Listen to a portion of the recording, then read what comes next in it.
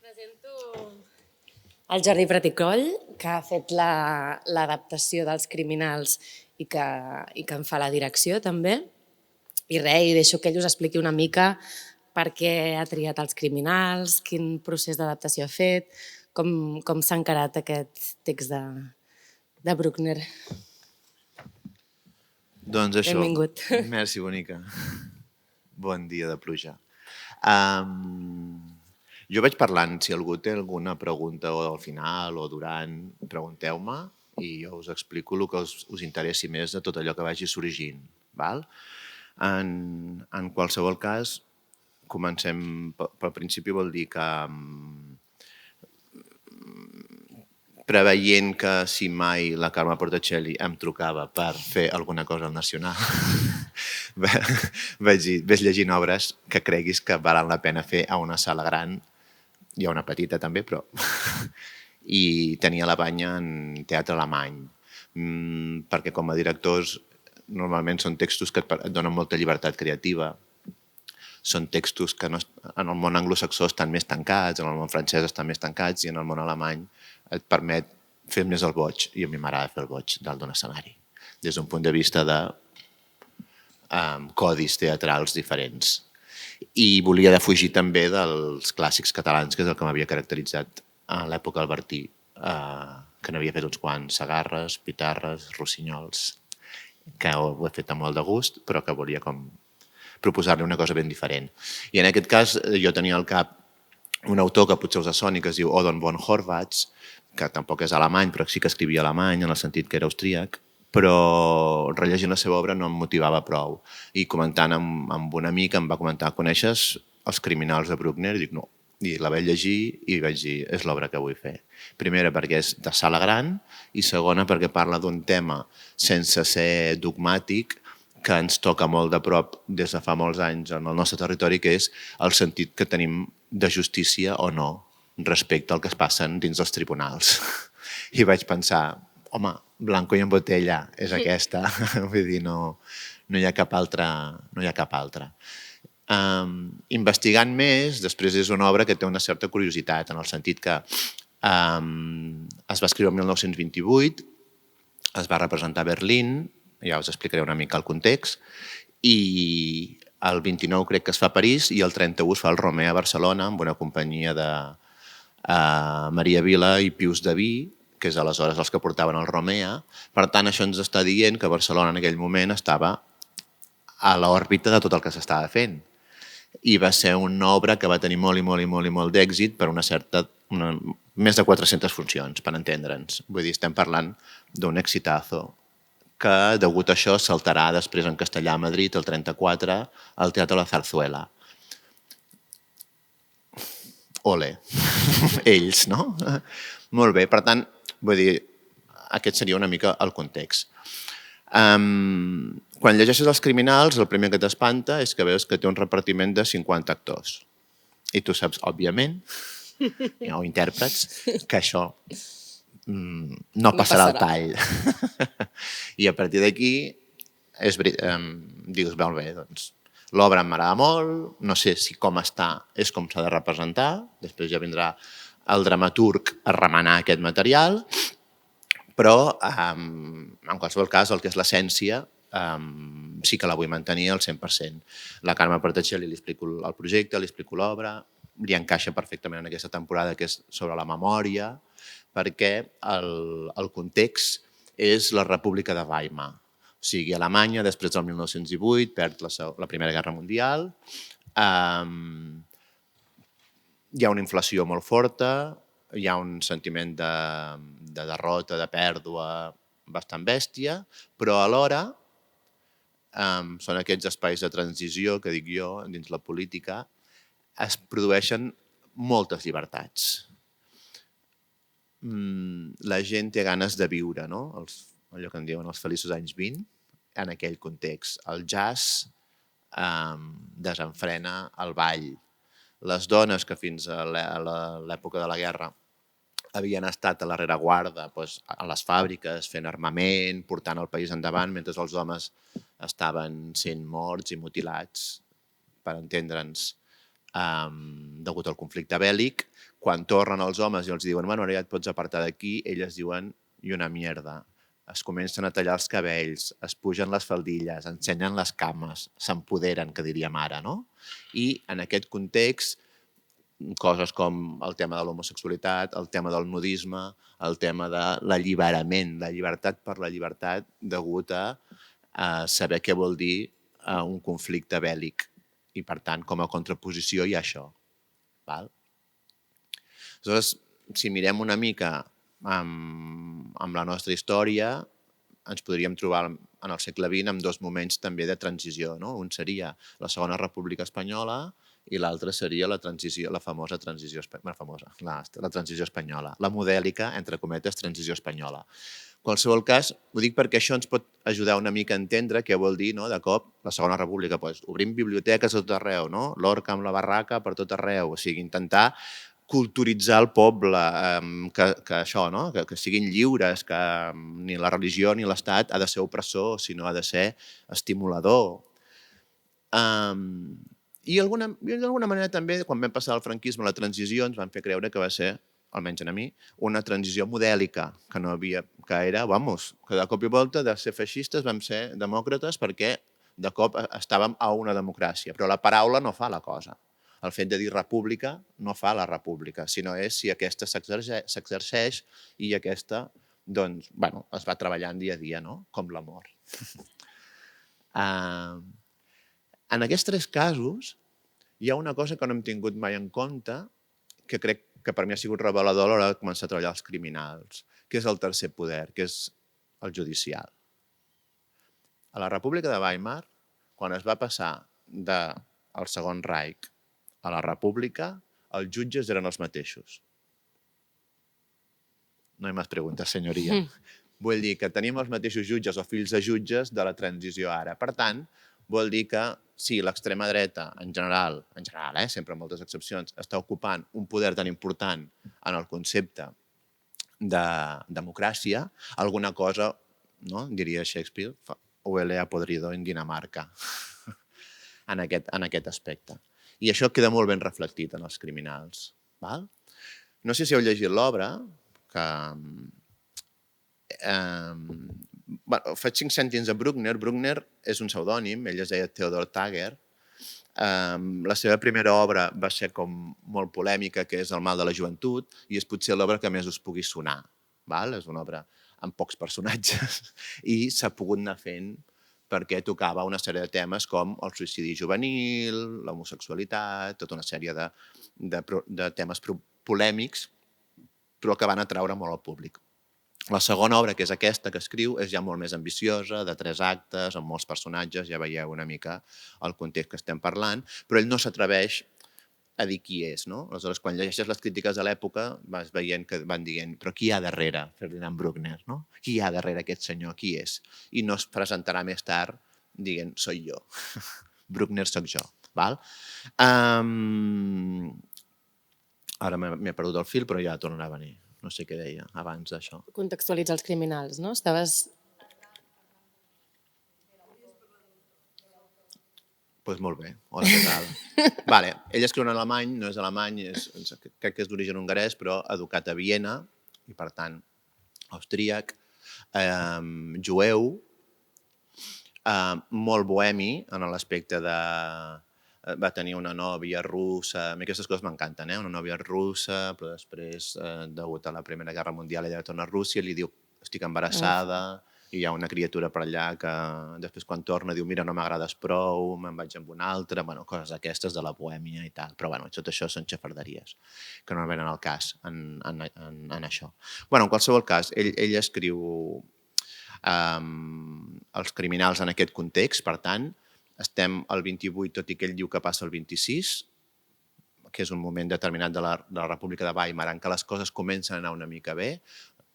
Si investigueu sobre la República de Weimar us encantarà en el sentit de caos total, o sigui, molta violència als carrers, molts partits polítics, què passa amb Hitler, que li prohibeixen en molts moments per sombat doncs, fer mítings, els governs cada 3 mesos canvien, per tant, una societat molt i molt i molt i molt inestable en aquest sentit, cada 2 mesos eleccions, vull dir... Però alhora, en contraposició, el que us deia, una creativitat immensa, l'expressionisme alemany a nivell cinematogràfic, a nivell pictòric, a nivell literari està a dalt de tot, i ell fa un gir, sobrepassa l'expressionisme alemany, per dir-ho d'alguna manera, i comença, juntament amb altra gent, a una cosa que se'n va dir la nova objectivitat, que el que vol és retratar els fets que passen al carrer. I, per tant, vol fer un teatre realista de totes les coses que li passen a la gent i que s'hi pugui reconèixer. Val? El primer acte, ell fa una de les coses que més se li van valorar en el moment és l'escenografia. No? El que fa és un 13 rue del percebe. O sigui, agafa una casa, la talla, habitacionetes, i anem veient a cada habitacioneta el que passa. Aleshores, són diferents casos de diferents famílies i aquesta gent acaba cometent actes de criminalitat, des de robar a un assassinat. Això seria el primer acte. Els que heu llegit l'obra veureu que el segon acte continua la mateixa escenografia i a cada capsuleta és una seu judicial diferent. No? Aleshores, clar, et trobes a cada habitació el jutge, el fiscal, el defensor... formiguetes per tot arreu. I després del tercer acte tornem a la casa del principi i continuen les històries després dels judicis que s'han fet. Val? Això és el que llegireu, però això no és el que veureu. Val? Perquè això és la dramatúrgia que jo n'he fet. Una condicionada per això que dèiem del nombre de personatges, no? I l'altra condicionada pel que vol dir remenar els clàssics. No? Des del meu punt de vista, sempre quan tinc un clàssic al davant em pregunto el muntaré tal qual està perquè crec que és vigent o faré una dramatúrgia perquè crec que hi ha aspectes que a mi no m'interpel·len i que qui vulgui llegir l'obra, com que ja està publicada, és aquesta l'obra, com si diguéssim. Però el que veureu és una altra obra, molt similar a aquesta, però no és aquesta. Val? Això us arribarà, aquest material. Sí, la tindreu penjada, com sempre. Val? Aleshores, la feina que vaig fer va ser, primer, quin és el número mínim d'actors, d'intèrprets, vaig poder arribar a 13, 12 més 1, i vaig poder aconseguir 3 músics de jazz en directe, que estaran, dic jazz, però 3 músics en directe durant tot l'espectacle. Mantinc els 3 actes i diguem que a cada acte vaig allunyant-me de Bruckner. El primer acte és el més similar a Bruckner. Veureu una casa no de 3 pisos, sinó de 2 pisos. Sap greu. Bàsicament perquè es veu que la Carra no pot moure tant de pes enrere i aleshores vam anar traient pes. I treure pes volia dir treure pisos, en aquest sentit. I veureu les històries que estan aquí. Segurament, no sé si desapareix algun personatge, però crec que no, que l'he mantingut molt igual. L'únic que canvia és que al final del primer acte venen els policies i tot això, i això, un cop ja l'assassinat, m'ho peto. Ja s'entén que l'han morta i ja... Vull dir que és molt... Mantenir absolutament la mateixa trama i ser molt original i fidel a l'època. Passa 1928, van vestits d'època, per tant hi ha aquell gust dels barrets, saps? Van tan guapos i guapes, saps? Aquella manera que no té res a veure amb Inditex. Vull dir que és meravellós i el Pasco ha fet un vestuari extraordinari en aquest sentit de bon gust. No? Tot i que és gent pobra, miserable i tal, però hi ha gent que no ho és tant i anem jugant una mica amb tot això. Després ve el segon acte. Per mi el segon acte és extraordinari.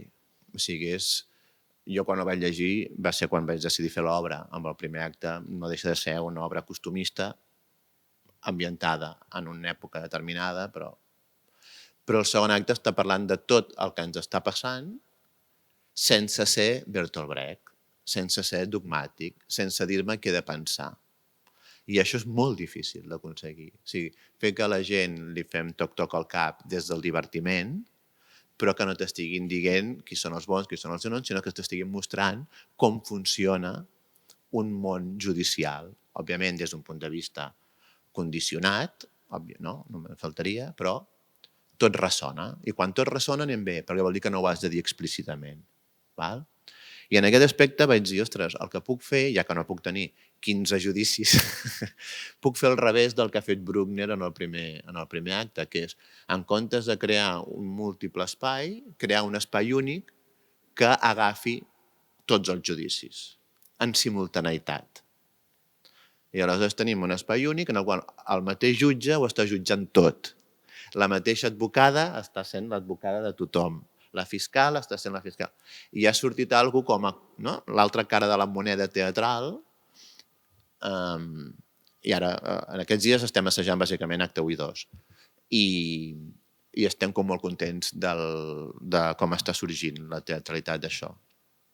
Després ja us diré coses més de posada en escena, però ara estic més una mica en el que he fet amb el text. Allò que quan dius, ostres, què ha passat aquí? Doncs ha passat uns condicionants que són econòmics i uns condicionants que són artístics, i ara els artístics cada vegada estan guanyant més pes.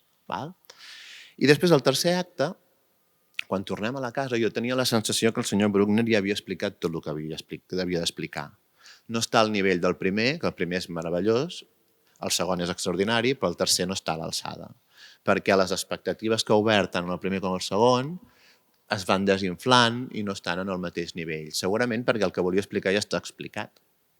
Aleshores, opció 1, petar-me'l, però no és el cas. Opció 2, què puc fer?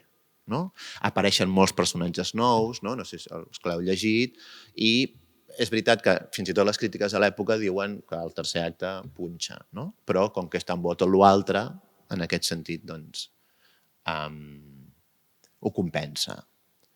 Aleshores, a mi no em venia de gust tornar a la casa i si parlem anys 20 Berlín, el que et ve al cap és cabaret. I aleshores vaig dir, que vingui un cabaret. I aleshores fem cabaret. Cabaret alemany, de tota la vida. I aleshores la escenografia és un cabaret, en el qual les diferents taules ens remeten al mobiliari del primer acte. I tu pots reconèixer les habitacions del primer acte pel mobiliari, però dins d'un cabaret. Aleshores, el que vaig fer va ser netejar totes les trames noves que proposa Bruckner. Dic, com que aquests personatges no els coneixia i no tinc més actors, intentaré continuar les trames que ja coneixíem dels personatges que han sigut dolents, que han sigut mal jutjats, i a veure què passa. I a partir d'aquí sí que em vaig trobar que se'm feia molt petit altre cop. Vull dir, un cop ho tenia net, em quedava poca cosa. El millor de fer dramatúrgies i sobretot d'aquest tipus que tens més d'un any per preparar-les, perquè això ho sabia que ho faria més d'un any, que es llegeixes molt, molt, molt, molt, i vaig anar a parar a una obra posterior de Bruckner, que ell escriu el 1933, que es diu Les races. Tot passa en una universitat i són els conflictes que hi ha a la universitat en el qual els propis universitaris i els propis professors universitaris comencen a segregar els seus alumnes i els seus professors en funció si són jueus o no són jueus. Això el 33, que és l'any en què Hitler puja al poder. I per tant és on comença a tòrcer d'una manera evident i explícita la República de Weimar. I allà està ple de frases que dic, hosti, això és meravella pura, o sigui, no puc agafar la trama, però sí que puc agafar les idees. I dir, ostres, cap on ha evolucionat el que he vist al primer i al segon acte? Doncs cap a un lloc que serà el nacionalsocialisme, el moviment nazi. I el que puc fer és esquitxar de tot allò que fa por però que encara no s'ha desenvolupat. I aleshores vaig agafar molts relats o idees, perquè ja us he dit que passa a una universitat i per tant hi ha molta confrontació ideològica, i ho vaig volcar en el tercer acte dels criminals. I per tant recupero l'advocada, recupero el jutge, primera perquè són Lluís Soler i Cristina Plaza, però en comptes en un judici coincideixen en un cabaret, no? I a veure què dirien, què passa quan aquesta gent va borratxa, no? i salta la llengua, pues que sale el nazi que llevamos dentro. Surt la persona que es creu que els cossos són per ser dominats, no? I abusar d'ells perquè tinc poder. I tot això ens ressona també. I vaig dir, ostres, em sembla que aquí anem bé. Anem bé des del punt de vista de mantenir una obra imprevisible, perquè quan mires el primer acte no saps com serà el segon, però quan fas el segon no saps com serà el tercer. Hi ha un entreacte, o sigui, el primer i el segon acte van junts i el tercer queda suelto. El cabaret és després de la mitja part. Val? I aleshores, des d'aquest punt de vista, el que he anat fent ha sigut una mica la decadència d'aquesta societat mentre està pujant el nazisme. No? O sigui, el libertinaje té un límit que quan el sobrepasses ja... No? Vull dir, si fem un símil amb les drogues, no? Si un es droga una miqueta pot ser divertit, però quan es sobrepassa ja estem, no? A l'aniquilació de l'autopròpia espècie. I això es menciona al llarg de l'obra també algunes vegades. Això seria el marc general del que veureu. I per tant, perquè entengueu què vol dir fer una dramatúrgia, vol dir agafar un text, veure que és vàlid, no es pot representar tal qual, prendre unes decisions i a casa, amb tot el que has llegit, fer tota una proposta. Després entra la direcció escènica, que és, i això com ho fem? No? En aquest sentit, ho faig en sèrio, faig comèdia, faig vodevil, què faig? En aquest sentit, el que us trobareu és que el que està sortint és un treball sobre el grotesc. El grotesc no vol dir fer el tonto o fer el pallasso, sinó vol dir, penseu que tenim com a referents a Grots, a Otto Dix, no? Amb algunes coses de Xavier Nogués, que vol dir com és estrafer, posar lupa sobre alguns aspectes per veure que són ridículs, per veure que són còmics però no fan gràcia, no? En aquest aspecte, i estem treballant sobre això. Aleshores, el primer acte, tot i les desgràcies que passen, tot i les misèries que passen, té molts punts d'humor i de connexió amb el vodevil. El segon acte és una altra obra de Codi que s'assemblaria més a un espectacle de Carles Santos, per entendre'ns, per treballar aquest grotesc des de maneres diferents, i el tercer, la pel·lícula Cabaret, per entendre'ns. Per tant, són estètiques molt diferents, que el que fa que qui uneix és la trama, qui uneix són els intèrprets, qui uneix és l'argument que us estem explicant.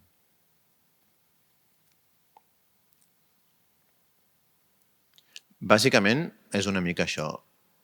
Hi ha una cosa que jo vaig fer quan escrivia la dramatúrgia, quan estava en aquest tercer acte que no sabia què fer, si treure'l, no treure'l, cap on evolucionar i tal, aleshores vaig posar a l'ordinador i venen els de V, los lagartos de V, però ho vaig posar per xiste. La qüestió és que s'hi ha quedat. I ara us explico el per què i com ho justifico. No ho digueu gaire, perquè és un acudit entre cometes. La reflexió venia des d'un punt de vista de la gent de la República de Weimar. En cap cas es podia imaginar què suposaria Hitler i el nazisme. O sigui, és impensable que en ple segle XX, si no fa ni 100 anys d'això, s'hagi volgut a Europa, per tant, gent informada de cultura, exterminar una raça, per dir-ho d'alguna manera, o unes minories. O sigui, només de pensar-hi ho trobo esfereïdor, però que a més es complís, em sembla de pel·lícula de malson. Això què vol dir? Que com a societat sempre passarà alguna cosa que no estem preparats per ni imaginar que passarà. La versió petita que ens ha arribat a nosaltres és una pandèmia. Però, si ho recordem, de cop ens tanquen tots a casa, no sé què. Si hagués sigut una superpandèmia, una grip espanyola, no sé com va, vull dir, realment se'ns carrega mig planeta i és una cosa que no saps, no pots ni imaginar-te que pot passar i canvia tothom transversalment. I els dinosaurios, digue'ls-hi, que el dia que va caure el meteorito, adiós, dinos. No sé què ens passarà, però passarà. Que un dia vindran els lagartos, o el que sigui, és la metàfora. O sigui, un dia, o ara mateix ja ens estem carregant el planeta, és veritat que cada any pugen 4 graus, ja, però quan en pugin 15, ja, adiós, no? Vull dir, adéu, no sé, hi ha alguna cosa molt bèstia que passarà, que espero no viure, però que passarà, estic convençudíssim, i ja està. Aleshores, la meva idea era, ostres, com aquesta gent no es preveia això, vull fer un salt temporal a lo tipus Kubrick, no? Una elipsis molt bèstia, en el qual segur que vindran uns lagartos. Pot ser possible que vinguin uns lagartos. I com que el meu imaginari dels anys 80 era UV, doncs dic que vinguin els de UV i ja està. Que també el traje s'assembla molt, i el logo és molt l'esvàstica, en aquest sentit, que apareixerà, òbviament, a l'espectacle. Però, per altra banda, té encara un subtext una mica més fi i que no crec que la gent entengui, però que jo us ho vull dir ja que soc qui ho faig, que és que estem... Ja ens han envaït. Ja ens han envaït. La cultura anglosaxona, els nord-americans. El 99% de la ficció que veieu és nord-americana. El 80, no sé, com a molt, no en mentiu. Què vol dir? Que aquesta gent ens està dient com hem d'estimar, com ens hem d'associar amb la violència, que és des d'una naturalitat molt bèstia, com un zumbat que té molts diners tornarà a ser president dels Estats Units, i nosaltres donem per fet perquè és la societat que ens ha ocupat. Mentre tinc una Itàlia que no estic coneixent massa, tinc una Alemanya que m'hauria de ser més propera, que m'hauria de donar més informació com a europeu, una França, ja no et dic Congo belga, vull dir, ja no et dic lo interessant que deu ser conèixer, jo què sé, Uzbekistan, des d'un punt de vista fins i tot musical. És que ja totes les cançons són de 3 minuts amb el mateix xumba-xumba.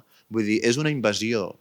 Aleshores, també era una manera de dir, faig teatre alemany perquè estic fart de veure la meva cartellera que tot és teatre anglosaxó. O sigui, i quan veig que en aquesta època, que és l'època també una mica molt propera a la nostra república, una altra manera era possible, una altra manera d'imaginar els idealismes era possible, no vol dir que ni millor ni pitjor, però almenys no era un capitalisme que és, si tinc diners, si tinc diners puc comprar amor, puc comprar fills, puc comprar, no sé, la joventut, puc comprar...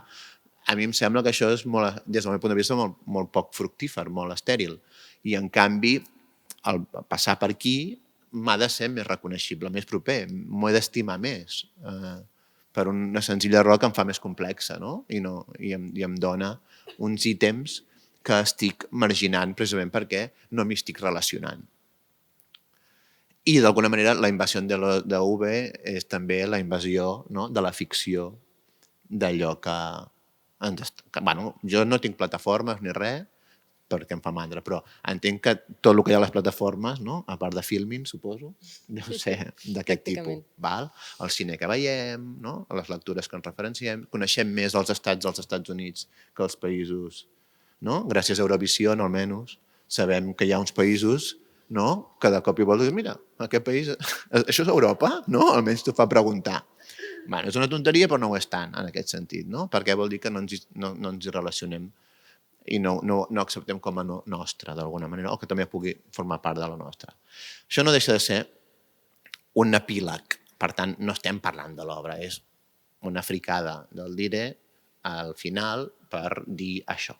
Però l'obra parla de justícia, de com funciona el poder judicial, com innocents van a presó i com no innocents són alliberats perquè tenen peles, no? Casos Dani Alves, tots, no? És igual, vosaltres mateixos, no? Almenys aquesta és la sensació que tenim. I, per tant, si no és ben bé així, que ens ho expliquin que no és així. Però la sensació que tenim és absolutament aquesta, no? En el sentit que el poder judicial fa i desfà i ningú el controla, d'alguna manera. I que, a més, carrega molt a la dreta si no hi ha la ultradreta. I que canvien els règims i ells continuen estant allà amb les seves togues. Jo crec que això, ja només amb això val la pena fer-la. Des d'un punt de vista d'espectacle veureu un gran espectacle, ja ho veieu, no? O sigui, música, es balla, es canta, es fan praticullades, fricós... Però no es perd mai la voluntat de comunicar tot això. De la mateixa manera que he ficat aquest epíleg, en la dramatúrgia veureu que he ficat un pròleg.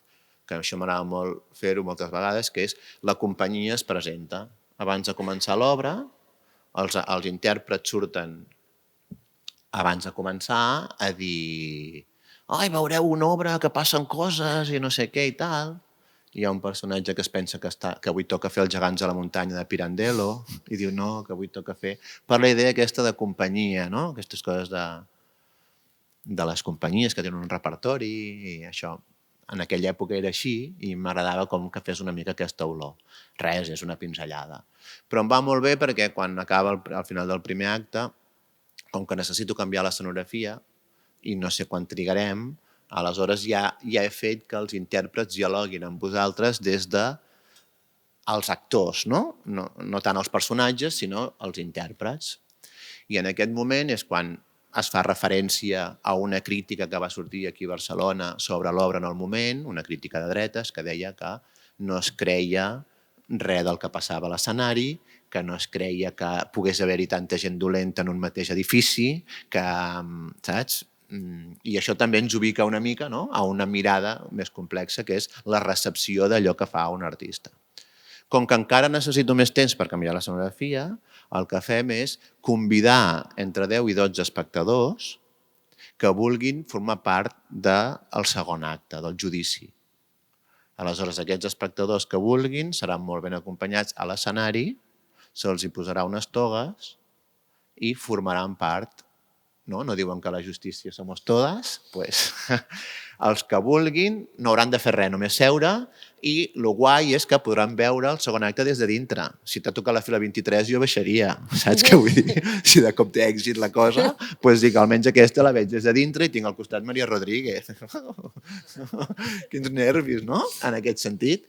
I només se'ls demana això, que estiguin veient el segon acte des de l'allò. Per tant, tornem a estar en un teatre que a mi m'agrada molt, que és el teatre experiència, que tu quan arribis a casa no diràs aquesta obra està bé i he aplaudit al final, sinó vés-hi, saps? Vés-hi, perquè formaràs part, si vols, d'aquest espectacle. Res que veure amb la cubana, vull dir que no et fem fer coses, no, és... En comptes, ja ho diuen molt bé, en comptes de mirar-ho des d'allà, ho miraràs des d'aquí, si et ve de gust. Aleshores, si ningú li ve de gust, doncs ho farem sense ningú, però entenc que hi haurà gent atrevida. Jo crec que hi haurà gent atrevida i afavorirem que això passi en aquest aspecte.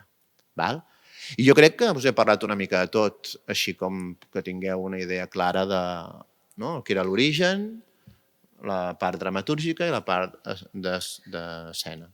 La gent la teniu apuntada aquí, vull dir, el repartiment, jo estic molt content perquè és un repartiment de companyia, que vol dir que hi ha en Lluís Soler i hi ha un alumne que està a tercer a l'Institut del Teatre, saps?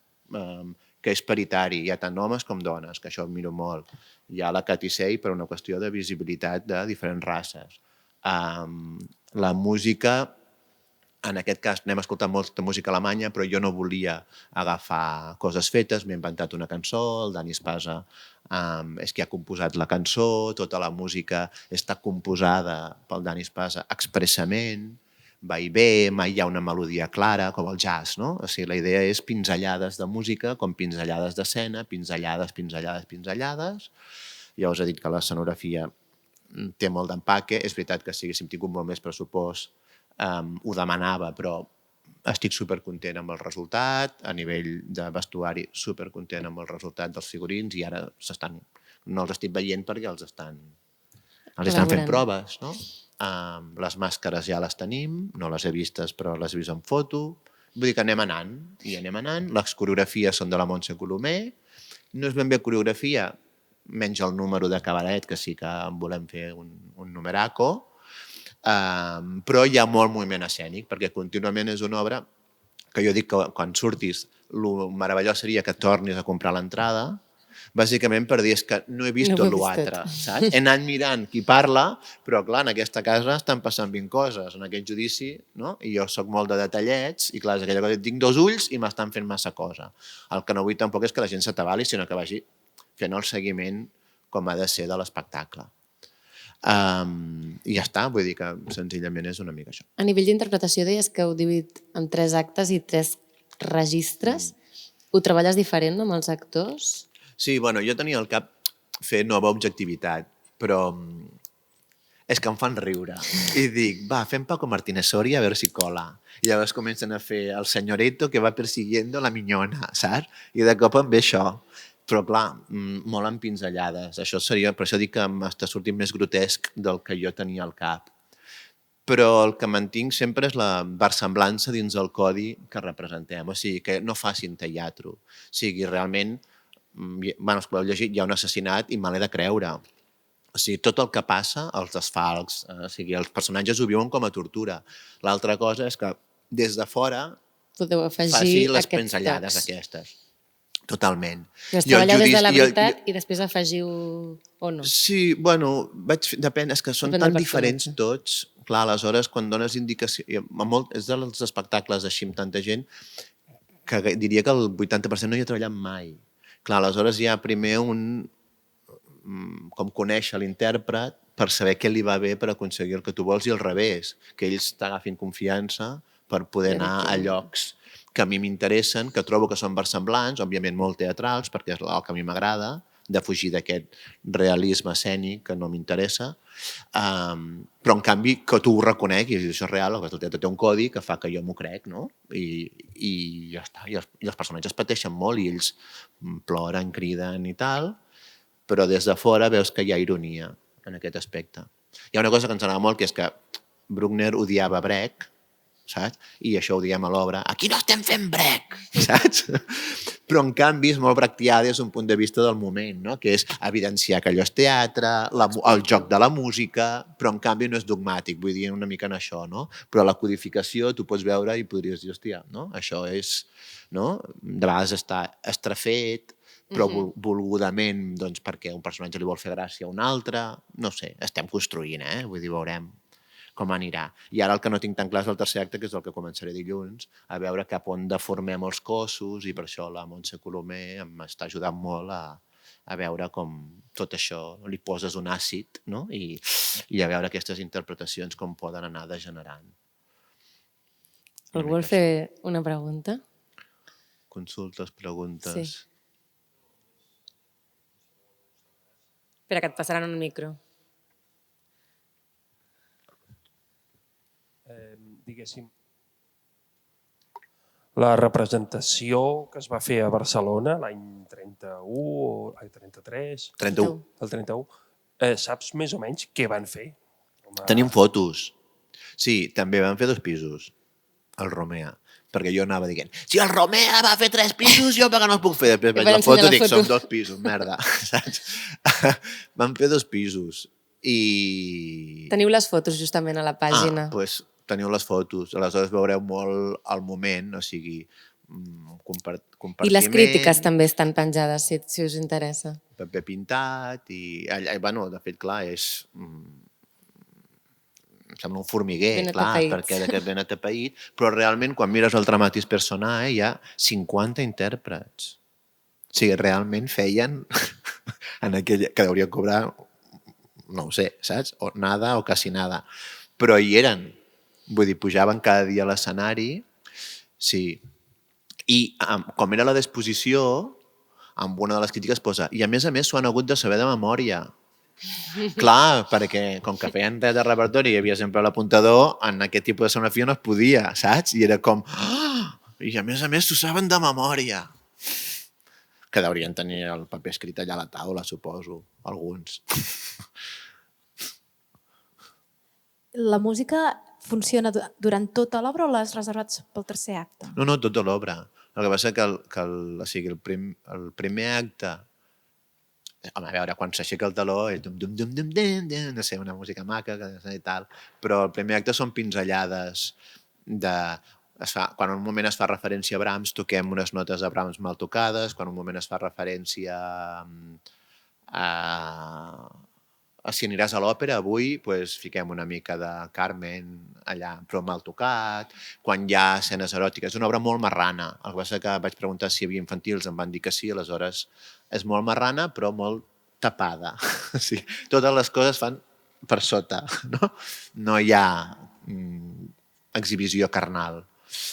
I clar, això, un contrabaix... Que els músics són en directe, però no els estem veient. En directe, i tu els veus. Els veus, però Sí, els veus, perquè són uns músics que estan a casa de la Kudelka, que és un prostíbul. I aleshores estan allà com abans no arribin, abans no facin el show del cabaret, estan allà, bevent cervesa, toquen, però com si fos improvisat, no? Aleshores, de cop toquen 4 notes, però com un músic abans d'assajar es posa a tocar, una mica això. I en canvi el segon acte, en el primer una formació de clarinet, saxo, la mateixa persona, contrabaix, piano, el segon acte són 2 clarinets baixos i no hi ha res més. Tot són 2 dels que estan al tribunal i ja us dic que és una... Jo dic Carla Santos perquè és un referent que tenim, podríem dir Marta Aller i tal, però és com potenciar el ritual, no? I crear el nostre propi ritual a través d'un judici. I en canvi el tercer acte hi ha tot el que la gent està demanant, que és que toquin ja. Toquen una cançó, canten una cançó i el que vull veure és si mentre estan tocant cançons es poden fer les escenes i no xupar tal. Però el que vull és que no lligui. Estem treballant dissonàncies també, o sigui, tot el que és dodecafonisme l'estem posant. Inclús a la pròpia cançó, les pobres, les noies van boges perquè, clar, no s'han d'escoltar perquè si no s'empasten les unes amb les altres. Però és molt ric, molt... Sí, era com una aposta que sobre paper dius a veure què passarà, però sobretot és en assaig que veus que allò està donant uns fruits que ens agraden, almenys a nosaltres. Hola, bon dia. Bon dia. Jo vinc de Santa Cristina d'Aro, de Girona, a la Costa Brava, i és la primera vegada que vinc i estic encantada. Que bé. Perquè no havia tingut ocasió mai de venir a cap d'aquestes sessions, perquè és una biblioteca petita i llavors són poc personal i per qüestió de logística d'organitzar les sortides, perquè clar, la gent d'aquí, Barcelona als voltants té molt fàcil venir, però clar, nosaltres hem d'organitzar autobusos, tal...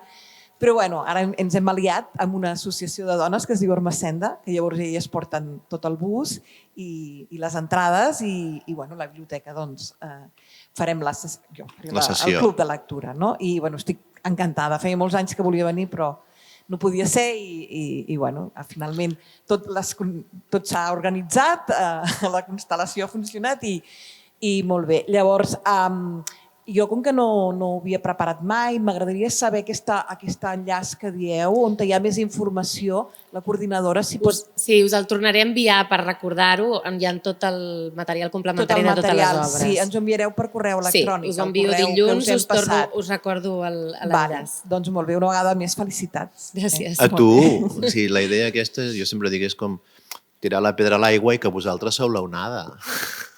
Saps? Sí, vindrà un grup de 30 persones. Em sembla estupendo. Venim el dia 19 d'abril. El segon acte. Doncs l'endemà. Ens veurem. Sí, de l'estrena. Allà la faran, espero. Algun altre... Sí. Espera, que et passaran el micro. Sí.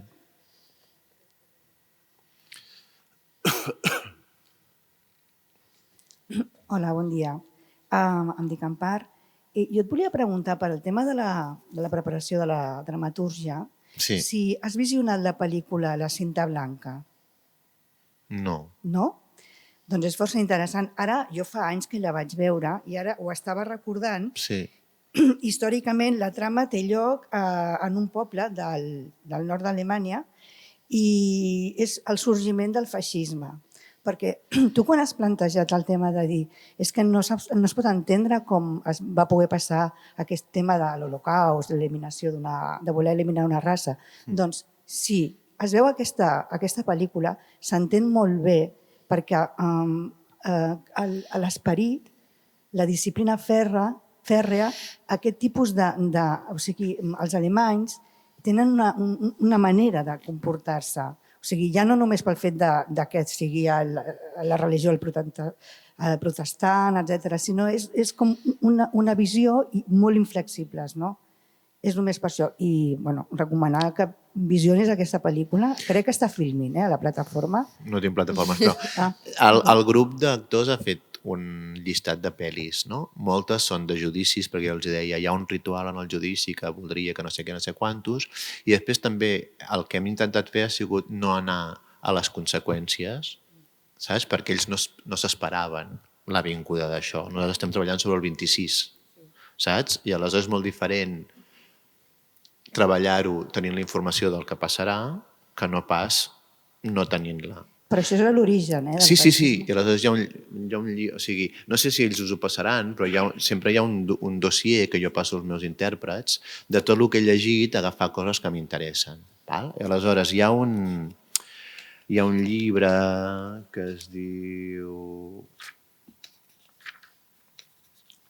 Sí, n'hi ha un que es diu l'Alemanya de Weimar, presagio i tragèdia, que és extraordinari, perquè va per temes, o sigui, fa l'esport, la política, el no sé... O sigui, realment a mi m'ha anat molt bé per ubicar-me en aquest aspecte, no? La Bauhaus, o sigui, l'interiorisme i la vida quotidiana i tot això ens ha anat molt i molt bé, però el que volia fer referència és un altre,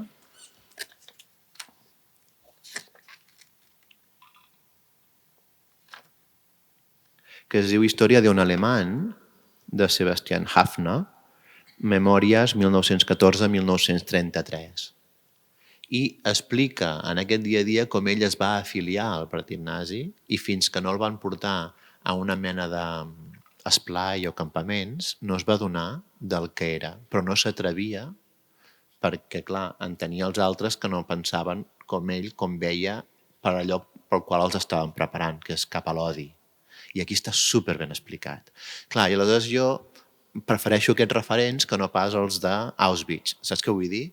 Perquè aquests són els que un mateix no s'adona com la manipulació, el moment, no?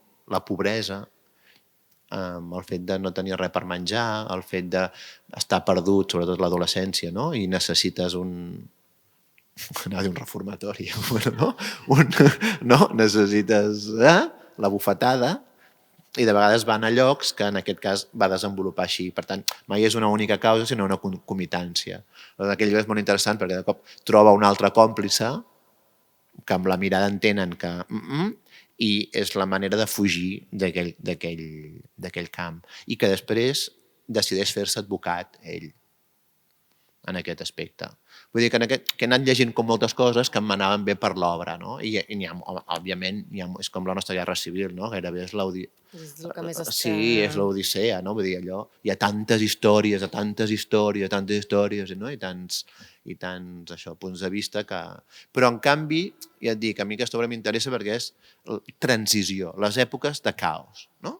Les èpoques que notes que allò ha d'anar cap a un altre lloc, però encara no estem en aquest altre lloc, que ojalà fos millor, però en aquest cas no va ser-ho. No? Ho teniu, en el material complementari. Sí. Fem un parell més? Sembla el Barça, això, no? T'imagines que ho fessin per TV3? Avui han dit no sé què, en plan...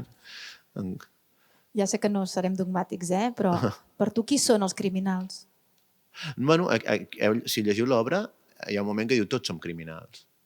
I aleshores ho diu des del punt de vista de les circumstàncies et fan ser criminal. Tu no tens un criminal dintre, per dir alguna cosa, però que tots som criminals. Com també es diu, què és justícia? No? Són unes lleis. I les lleis ja sabem que han de ser prou ambigües i prou concretes com perquè una gent que està fent coses durant 15 anys no sé, se les sàpiga i guanyi un judici. Però això no és justícia, això és el que hem delegat nosaltres, no? Que això ho parla molt l'obra i ho fa molt bé. La societat delega en un agent perquè encara existeix la pena de mort. En el nostre franquisme, no? Ara que parlem de Puig Antic, no? O sigui, deleguem, bueno, en aquell cas és una dictadura, però aquí era una república, però encara hi havia la pena de mort. Però deleguem a un agent que mati i jo em senti com més free o més, no? Amb les mans més netes, no ho sé. Pues això és el que es reflexiona. No es diu tant què ha de ser o què no ha de ser, sinó com va l'impuls. I després diu una cosa que també és molt bonica, que és com podem jutjar a través de la raó coses que són sentiments. Com puc dir jo a una mare desesperada en aquest cas, que no té més, que ofegui el seu fill?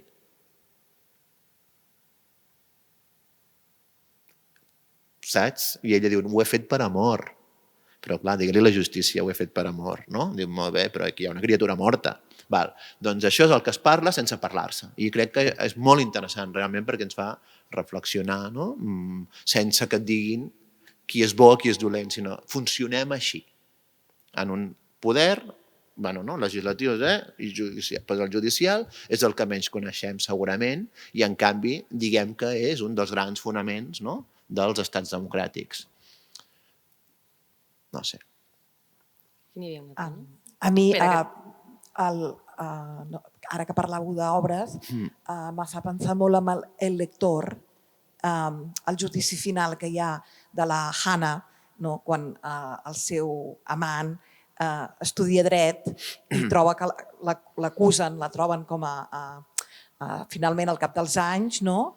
I la detenen i fan el judici i que va a presó. Llavors ell, jo crec que entra en aquest dubte, no, de dir si ella va participar amb els nazis, però fins quin punt ella era conscient de que estava entrant, perquè clar, ella és analfabeta, no? Llavors, no sé si m'ha fet pensar molt en aquests dubtes. No? I és això que dèiem de la onada, vull dir, relacionaran moltes coses, però realment jo no tinc en compte el nazisme parlant en aquesta obra, menys en un moment determinat, que hi ha un personatge que no pot més i diu, mira, tu ets jueva, i aquí s'acaba la música. Perquè ressoni el concepte d'etiquetar algú. I ja està. Perquè ja ho entenem tots, després l'altre, no cal que ho expliqui, saps? En canvi, el previ està menys explicat i en canvi trobo que és molt més ric, molt més interessant, molt més complex, molt més... No hi ha colors, no és blanc o negre, és més possibilitat. Les circumstàncies, no? Exacte, sí. És això. I tu veus i dius, hòstia, és que jo aquí en aquest context tampoc sé ben bé què faria, no? Si he d'alimentar uns meus fills i el meu sogre, o el marit del meu germà, el germà del meu marit s'han anat a Amèrica i m'ha deixat aquí unes joies, doncs, guaita, les empenyoro. Sí, però en el cas de l'Héctor es veu a l'altre costat que també passa el mateix. Clar, sí. Seria això. I fem una última, que hi havia aquí. El futbol és així. A veure quan d'allò, potser una més. Vale. Hola, bon dia. Potser ja no t'interessa per el que has plantejat, perquè a mi em recordava, quan tu has parlat de Bruckner i les races, una novel·la de l'amic retrobat, i que sí és l'etapa prèvia, no? I com una amistat sorgeix al marge de tot això. Però bueno, ja veig que... No, a mi m'interessa tot. El que passa que no pot ser tot. No. Vull dir això. I l'espectador, l'altra pregunta seria l'espectador quan surt de l'obra, tot i que estigui en un context determinat, pot extrapolar-lo a la seva realitat? Jo confio que sí, per això fem els clàssics, no? Perquè ressonen. Hi ha un moment que en aquest pròleg inicial faig dir un personatge, per què fem clàssics? Perquè ens ressonen en el que fem. I com va dir Ovidi Montllor, el món no avança, gira. I així fico l'Ovidi, que és un que me l'estimo molt. I a més aquesta manera que tens tu de fer clàssics, de traduir-los al teu llenguatge, a la nostra teatralitat. Sí, la idea és aquesta. No és una cosa museística que vas a veure com ho feien llavors, sinó que estàs parlant amb... Jo sempre treballo per capes, que això m'encanta, com una ceba. Aleshores, tothom, des de qui sigui alemany a qui no sigui, qui tingui 15 anys a qui en tingui 198, ha de trobar en el meu espectacle que hi connecta. Aleshores, faig no perdre l'argument, que és el que venim a explicar, però teatralment està ple de complicitats. Vull dir que l'altre dia un actor li deia fes una mica Lina Morgan, i clar, em va dir, no sé qui és. Dic, no podem perdre els referents, saps? Vull dir, clar, cadascú hi veurà el que hi veurà. Vull dir, clar, perquè el que dèiem, amb cada actor he de parlar diferent, perquè m'entengui el que vull fer. Però s'estan alliberant molt, vull dir que estic molt agraït, estan molt macos. I perdona una pregunta solament. Tu dius, a mi em ressona molt la Brecht, tot el que has plantejat, molt. Perquè és l'època. diu, però jo no vull el dogmatisme. Llavors que... O sigui, No, nosaltres hem fet un pacte que hem dit que ara odiàvem Brecht i que l'any que ve, quan fem Brecht, direm que guai, que és Brecht! Vull dir, ja està. O sigui, Brecht, Stanislavski, Artaud són els grans tòtems dels renovadors del teatre del segle XX a Europa. Vull dir, no sóc tonto.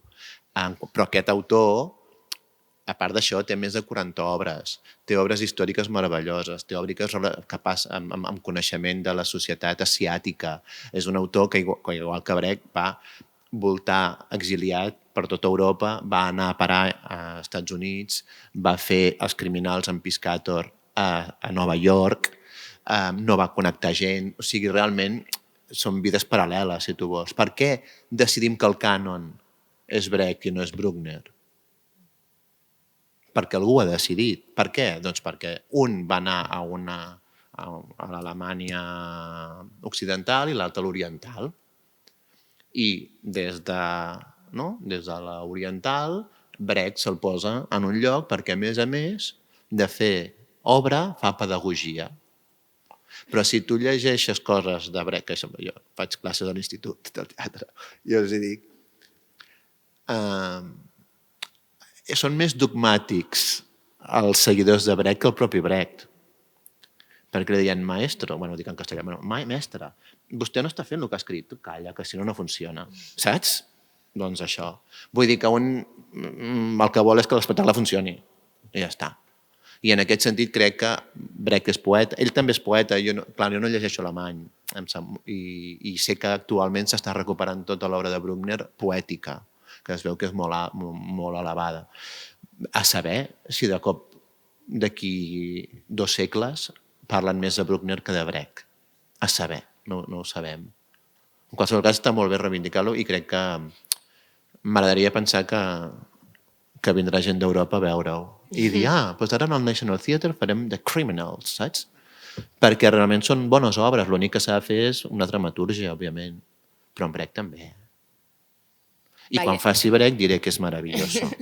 És que m'encanta, la poesia de Brecht m'encanta. Però no ho puc dir ara perquè en ell dic que es queien fatal. Ara sí, la ultimíssima. Millor, així conclous.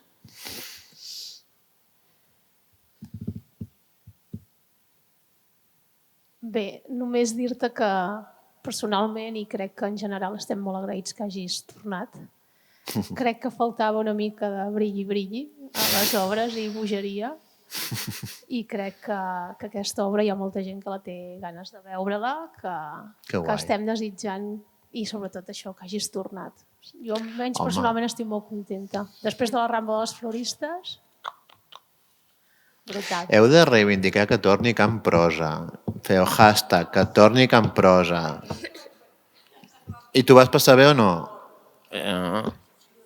Sí, els Jocs Florals de Can Prosa. Això ha de tornar. Per Nadal, allà a la quina, regalant jamón. És que... Clar, i cantant cançons d'esplai. Jo insistiré cada any. Val? En qualsevol cas, et trobaràs una obra de brilli fosqui. Saps? Sí, però ja veuràs, el Joan està que se sale quan fa el número del cabaret amb un vestuari impossible. Vull dir que és un regal que li he fet, perquè em va picar, em va dir, hòstia, he llegit l'obra, un amor al personatge, vull treballar amb tu, però no hi ha cap praticollada per mi, saps? I dic, bueno, i després va ser quan va dir, ho faré en un cabaret i faré que tu comencis fent de mestre de cerimònies. I està encantat. Me l'imagino molt. Home, amb lo alt que és i no sé què, ell amb unes lligues, ja ho veureu. Que bé, doncs me n'alegro molt. Gràcies per les teves paraules. Gràcies a tu, Jordi, i ho deixem aquí. Ara farem la següent sessió amb el Pau. Gràcies. Gràcies.